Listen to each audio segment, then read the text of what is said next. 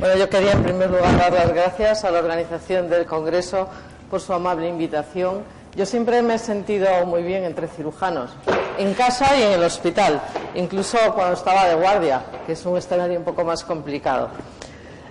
¿Me pones la primera, si me hace favor? Bueno, la charla de las que yo voy a dar se titula El abdomen posoperado, y la verdad es que esta charla es casi, podemos decir, meterse en un jardín, ¿no? Como me decían cuando estabais sentada. Había un mantra, cuando yo empecé a hacer la residencia, hace muchísimos años, no saben ustedes lo joven que fui yo, ni se lo imaginan. Bueno, pues había este mantra en el servicio donde yo estaba, y decía siempre mis jefes: donde el cirujano mete la mano, el radiólogo mete la pata. ¿Ha cambiado algo en todos estos años? Pues francamente yo creo que han cambiado muchísimas cosas a lo largo de estos, no voy a decir cuántos años, pero muchos, y yo a mis residentes siempre les he dicho que esto no es una excusa y que esa frase tiene que desaparecer de la fraseología del radiólogo. Pero realmente son abdómenes muy complicados. Ustedes lo saben mejor que yo. Normalmente cuando uno se enfrenta con una complicación posquirúrgica, sobre todo en el posoperatorio inmediato, pues nos encontramos tripas como esta que tienen ustedes aquí, llenas de puntos de sutura, de una ostomía, drenajes, y hay técnicas que nosotros realizamos con muchísima frecuencia y que prácticamente ustedes, nada más ver esto, verán que van a dar muy poco rendimiento, como es el ultrasonido. ¿Cuál es el objetivo de la charla? Pues repasar un poquito el estado actual del abdomen posoperado, y para ello veremos los métodos de imagen de los que disponemos, así como los hallazgos normales después de la cirugía y las principales complicaciones. Bueno, las técnicas de imagen. Yo voy a hablar fundamentalmente de dos, me referiré luego a la resonancia muy brevemente, pero fundamentalmente voy a hablar del tránsito con contraste varitado o gastrografín, más frecuentemente gastrografín en el posoperatorio inmediato, que es un clásico y que nos sirve para ver las fugas, y hay técnicas quirúrgicas como la IDRUS que tienen protocolizado en muchos hospitales un estudio con gastrografín en las 24 o 48 horas para descartar fuga. Yo les reconozco que en la Fundación Jiménez Díaz mis cirujanos lo hacen, pero más que por ver fugas, porque les gusta mucho dar gastrografín, dicen que eso va muy bien, como es tan hipertónico, disminuye el edema de las anastomosis y eso pues, les gusta, y bueno, como les gusta, pues lo hacemos, pero a veces lo hacen incluso sin escopia. Bueno, la gran técnica, la técnica reina, voy a ver si me funciona el vídeo, va a ser el TAC, porque el TAC nos va a permitir ver la anatomía, la afectación de la grasa, los puntos de sutura del paciente y todos los cambios que esa mano de cirujano ha ido produciendo en la cirugía. Lo primero que debe conocer el radiólogo, y tienen ustedes que comprendernos, es que tenemos que saber lo que ustedes han hecho. Porque si no sabemos qué técnica quirúrgica se ha utilizado, es muy difícil que nosotros podamos interpretar bien los hallazgos. Así ahí tienen una hepatectomía parcial con esa sutura metálica o esa otra grapa metálica que corresponde a la anastomosis pancreático-yeyunal de una enfermedad de Whipple. Por tanto, la comunicación, como casi todo en medicina, la comunicación entre el cirujano y el radiólogo es fundamental para una buena interpretación. Un radiólogo relativamente novato, si ve esto, pues va a diagnosticar a este paciente de una dehiscencia de la pared. Aquí la tienen, la magnífica reconstrucción 3D, cuando es una técnica quirúrgica que ustedes conocerán bien, la bolsa de Bogotá, que se utiliza en pacientes que van a ser reoperados una y otra vez, como suele ser en las pancreatitis o en la sepsis. Bueno, yo no voy a hablar de esto, que lo saben ustedes mejor que yo, pero las cirugías, cuanto más complejas, cuanto más suturas, cuantas más anastomosis, y sobre todo cuando hay anastomosis como esta, pancreático-yeyunal, más riesgo tienen de tener complicaciones. Por tanto, sabemos que cuando estamos ante cirugías complejas, el porcentaje de complicaciones va a ser mayor y también las complicaciones van a estar en relación directa con la patología del paciente. Los pacientes cancerosos tienen muchas más complicaciones y con el estado nutricional y otros factores.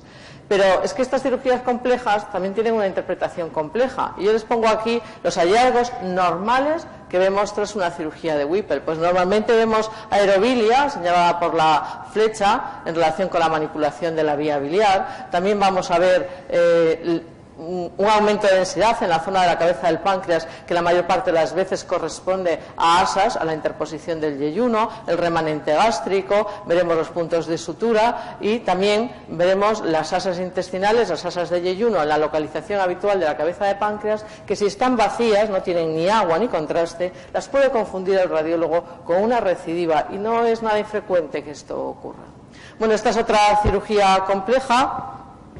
Vamos a poner el vídeo, que es una IDRUS. Vean que en este caso el estudio se ha realizado con contraste oral y ahí no nos ponemos de acuerdo. Yo vengo hace poco de un congreso donde di una charla parecida a esta y hubo discusión entre los radiólogos si debíamos de utilizar el contraste oral o no en el estudio de las distintas cirugías.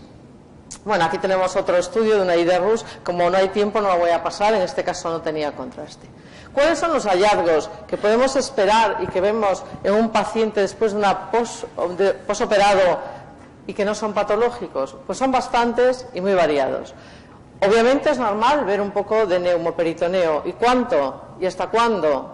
Pues esa pregunta está sin contestar. Cuando trabajábamos con la radiografía simple de abdomen, sabíamos que podíamos ver neumoperitoneo hasta 7 días. Con el TAC no ha sido estudiado hasta la fecha, pero también se da una cifra de 7 días. Y lo más importante, el neumoperitoneo no debe nunca aumentar de tamaño. Si es necesario, podemos hacer estudios seriados. Y el edema periportal, que es esta imagen hipodensa que se puede ver adyacente a los radicales porta, pues se ve en el 20% de los pacientes con grandes cirugías. Hay que distinguirlo de otras entidades. Este hallazgo se ve en sepsis y en otras muchas entidades patológicas, pero se puede ver normalmente tras la cirugía alrededor de 3 o 4 semanas. Y el aumento de densidad perivascular que ven ustedes aquí y que lo podemos confundir con una infiltración tumoral, sobre todo una neoplasia de páncreas, debe de verse no más allá de 6 semanas. O la existencia de adenopatías, que también se pueden ver después de la cirugía. Eso es lógico, después de que el cirujano esté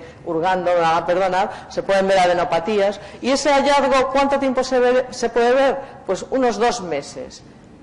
Pero estos son tiempos aproximados. Hay casos descritos en que se ven las adenopatías y se ven durante muchísimo tiempo, o el aumento de densidad perivascular. Es orientativo y lo más importante en estos casos es hacer un seguimiento y que nunca aumenten de tamaño, y al revés, deberían disminuir de tamaño. Pero lo más importante, donde está el caballo de batalla, es en las colecciones líquidas de la afectación de la grasa.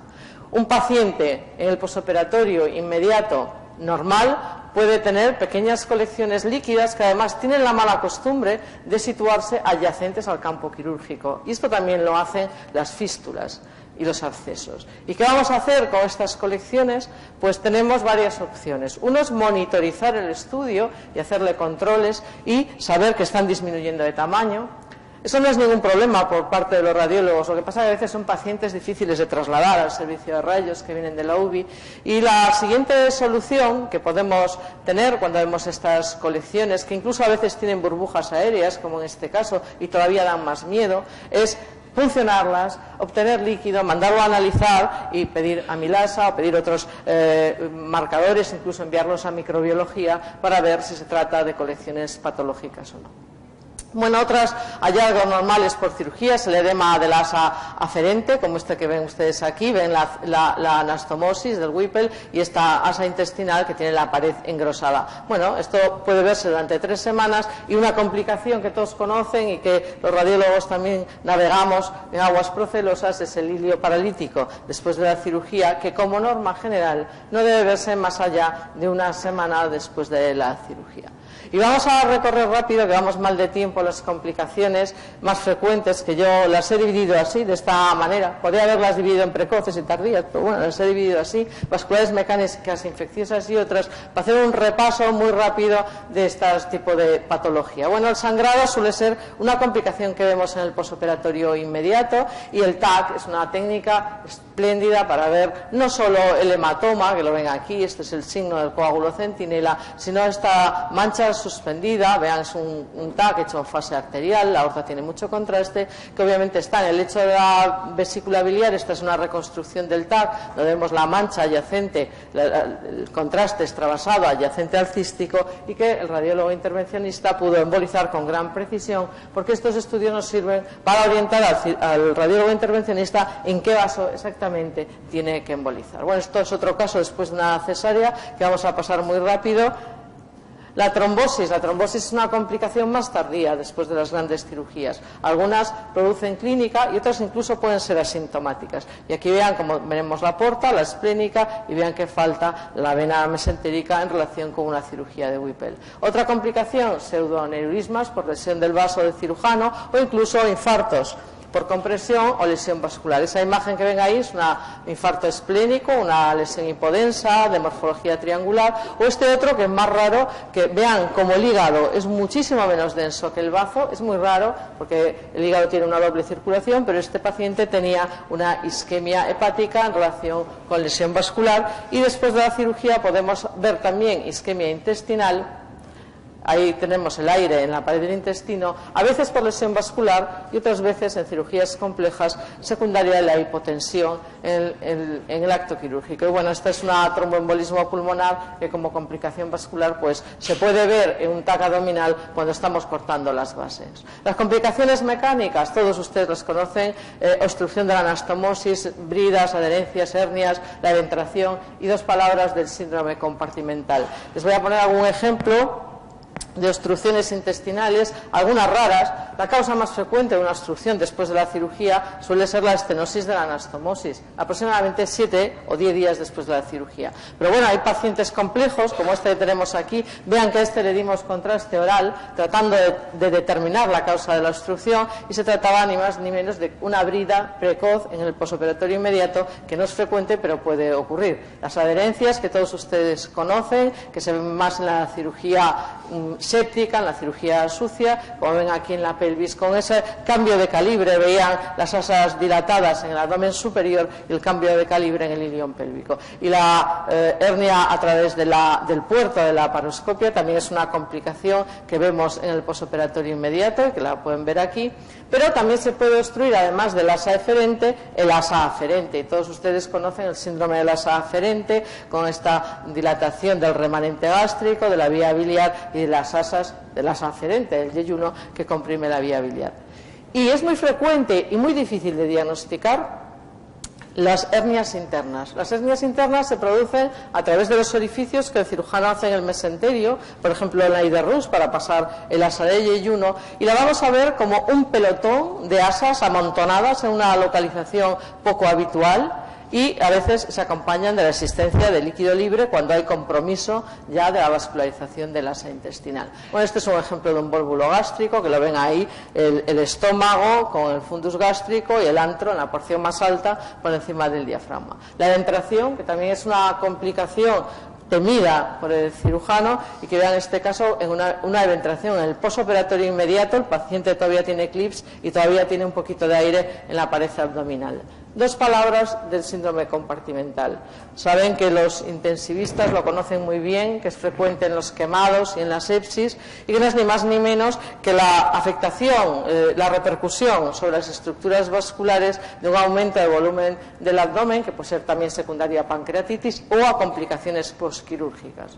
La definición del síndrome compartimental es un aumento de presión de más de 20 milímetros de mercurio medida en la vejiga, pero es importante, interesante al menos, conocer en el TAC que podemos ver un abombamiento de la pared del abdomen y una compresión de las estructuras vasculares. Esta vena cava es como un hilillo, como una coma, y eso nos debe alertar acerca de la posible existencia de este síndrome, que es de una gran gravedad. Fugas, fístulas, abscesos, cuerpos extraños, todos ellos grandes enemigos suyos, y vamos a poner algún ejemplo. Cuando el neumoperitoneo aumenta, cuidado, porque probablemente hay una fuga o una dehiscencia. Y estos son casos catastróficos, una fuga a través de una anastomosis de esófago y yeyunostomía, y observen cómo hay aire en el espacio pleural y hay además un nivel líquido-líquido que corresponde por un lado al gastrografín y por otro lado al derrame pleural, y esta es una complicación de una gravedad que no necesito indicarla. Y ojo, cuando buscamos una fístula a veces damos contraste oral para identificarla, pero recuerden, como en este caso que van a ver aquí así rápidamente, que aunque demos contraste oral, cuando la fístula se produce a través del asa aferente, no tenemos por qué verla. Puede haber una fístula y nosotros no la vemos a pesar de haber dado contraste oral. Recuerden pinchar ese líquido y hacer un análisis del mismo para determinar la cifra de amilasa. Aquí tenemos otra fístula, en este caso biliar, con una peritonitis biliar. Este es el lecho quirúrgico y aquí tiene la cantidad de líquido ascítico que tenía este paciente. Y bueno, dos palabras de la resonancia. La resonancia la podemos utilizar cuando sospechamos una fuga biliar y no conseguimos encontrarla. Podemos dar un contraste especial que se llama Primovis, que es caro, que no en todos los hospitales lo autorizan y que tiene un metabolismo a través de... a través del hepatocito y se excreta por la vía biliar y nos permite identificar pequeñas fístulas biliares. Las fugas también pueden ser tardías, como en este caso, este paciente con una dehiscencia de la sutura por una neoplasia rectal secundaria a la cirugía y la radioterapia. Bueno, vamos a ir rapidito, que he visto que el moderador mira el reloj. Estas estupendas reconstrucciones nos permiten ver con gran fiabilidad fugas del uréter o este caso de una patología más compleja que era una fístula a ver si lo digo bien, urétero, vagino, vesical. Y el TAC, en este sentido, en una fase excretora, nos permite hacer reconstrucciones de una gran exactitud. O este urinoma post-trasplante. Saben que los abscesos, además de verlos muy bien con la tomografía computarizada, nos van a permitir drenarlos y hacer terapia desde el servicio de radiología. Y dos palabras de una infección peculiar que es la fascitis necrotizante. Saben que es muy grave, que requiere desbridamiento inmediato y cuya imagen característica es estas burbujas de gas que vemos en las partes blandas. Les voy a poner este caso, aunque verán pasar rápido una colostomía y verán qué tremenda fascitis necrotizante tiene el paciente con aumento de tamaño de toda la extremidad inferior izquierda y estas burbujas de aire que requieren tratamiento inmediato y tiene una alta mortalidad. Y bueno, tenemos que llegar, porque aunque afortunadamente son pocos casos, los hay de cuerpos extraños. Yo creo que la mayor dificultad de los cuerpos extraños en el momento actual es cómo informarlos, y de eso podríamos hablar. Bueno, en este caso ya ven ustedes que fue una cirugía tormentosa, que se asocia a esto siempre, cirugías tormentosas, donde el cirujano, además venía de otro hospital, además de tener una fuga biliar, que era una peritonitis biliar, se había dejado el mosquito en el interior del paciente, o esta paciente operada de cesárea que tenía la obstrucción intestinal, y esa imagen, que la pongo aquí porque es típica para la gente joven, de una compresa, con esa imagen de densidad aire, fíjense que ya capta contraste de la zona de la cápsula. A veces también estos cuerpos extraños los vemos tardíamente. Este lo vi yo 3 años después de una histerectomía. La paciente tenía dispareunia y esa imagen que ven ustedes ahí no es ni más ni menos que un granuloma de cuerpo extraño.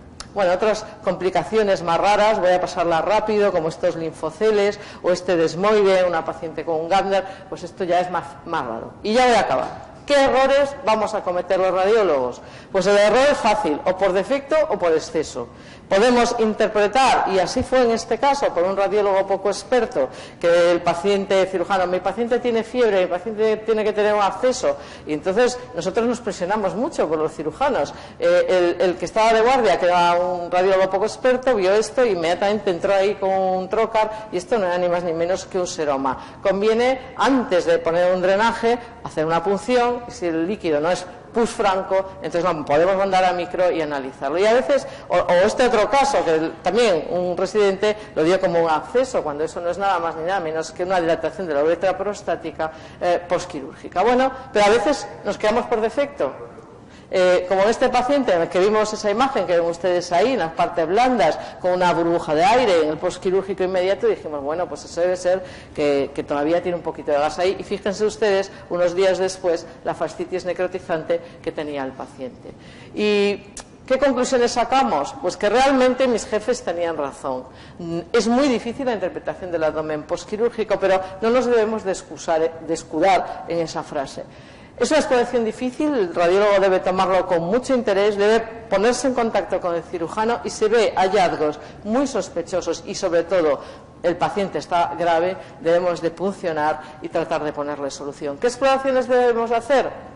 Pues tránsito, TAC o resonancia. El TAC es la reina de la fiesta y yo es la exploración que utilizo siempre, sin o con contraste oral. No vamos a entrar en ese debate que estoy entre cirujanos. ¿Y el error más frecuente? Pues siempre es lo mismo, confundir cambios posquirúrgicos con una complicación o viceversa. Les pongo este caso porque es interesante. Esta paciente tenía un síndrome de Lynch, operada de un tumor uterino, de un tumor ureteral y está operada ahora de un Whipple por un tumor duodenal. Como ven ustedes, la paciente tiene una infiltración grasa parchada del hígado porque tiene un estado nutricional deplorable posquirúrgico. ¿Por qué? Pues porque tiene episodios suboclusivos uno tras otro. Y nosotros hacíamos TACs y TACs, no veíamos nada más que dilataciones y algunas zonas de cambio de calibre, y queríamos creer con su cirujano, que es muy amigo mío, que esto era nada más que heridas debido a su cirugía previa. Pero ya hubo que operarla definitivamente y lo que tenía la paciente era una carcinomatosis peritoneal secundaria a su tumor uterino. Por tanto, la conclusión es que no es fácil y nuestro papel tampoco es fácil, porque ustedes los cirujanos, perdónenme, pero se debaten entre de lo mío no es a entrar en pánico, y nosotros los radiólogos pues a veces tenemos que poner un poquito de calma en toda esta fiesta. Nada más y muchas gracias por su atención.